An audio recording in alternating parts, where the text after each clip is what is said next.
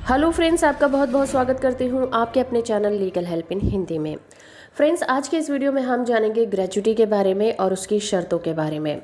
लोगों को नॉर्मली ये तो पता होता है कि रिटायरमेंट के समय कंपनी से उन्हें ग्रेच्युटी की रकम मिलती है, लेकिन ये नहीं पता होता कि इसके लिए क्या शर्तें होती हैं। दरअसल ग्रेच्युटी वो मौद्रिक लाभ होता है जो कर्मचारी को रिटायरमेंट पर मिलता है। 1972 से पहले कंपनियों और संस्थानों द्वारा कर्मचारियों को रिटायरमेंट के टाइम ग्रेच्युटी का भुगतान कानूनी नियमों और प्रक्रिया के तहत अनिवार्य नहीं था। 1972 में सरकार ग्रेच्युटी भुगतान अधिनियम यानी कि पेमेंट ऑफ ग्रेच्युटी एक्ट लेकर आई।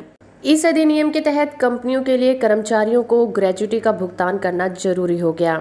अगर कर्मचारी निर्धारित नियम और शर्तों को पूरा करते हैं तो उस कर्मचारी पर संस्था द्वारा ग्रेच्युटी कानून लागू होगा। कोई भी कंपनी या संस्था इस अधिनियम के दायरे में आएगी अगर कोई कर्मचारी बीते 12 महीने में किसी भी दिन 10 या उससे ज़्यादा अधिक हो जाते हैं तो ग्रेच्युटी भुगतान अधिनियम का मूलभूत सिद्धांत ये है, वंस कवर्ड ऑलवेज कवर्ड। यानी कंपनी अगर अपने कर्मचारी की संख्या 10 से कम भी कर लेती है तो भी उसे आजीवन ग्रेच्युटी का भुगतान करना होगा। साथ ही अगर किसी संस्था में कर्मचारियों की संख्या पहले से ही 10 से कम है तो वो चाहे तो अपने कर्मचारियों को ग्रेच्युटी का भुगतान कर सकती है।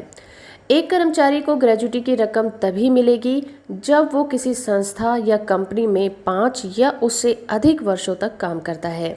यानी कि आप किसी संस्था को 5 साल या उसके ज़्यादा टाइम के बाद छोड़े तो आपको कंपनी से ग्रेच्युटी पाने का अधिकार मिल जाएगा। अगर आप किसी संस्था को 5 साल से कम अवधि में अलविदा कहते हैं तो फिर आपको ग्रेच्युटी की रकम नहीं मिलेगी। ग्रेच्युटी के ऊपर हाल ही में सुप्रीम कोर्ट ने एक जजमेंट भी दिया था जो कि बहुत अहम था, जिसमें सुप्रीम कोर्ट ने भी ये कहा था कि अगर कोई कर्मचारी 5 साल तक लगातार किसी कंपनी की सेवा करता है तो वो चाहे इस्तीफा दे या उसका टर्मिनेशन हो, वो ग्रेच्युटी पाने का हकदार हो जाएगा।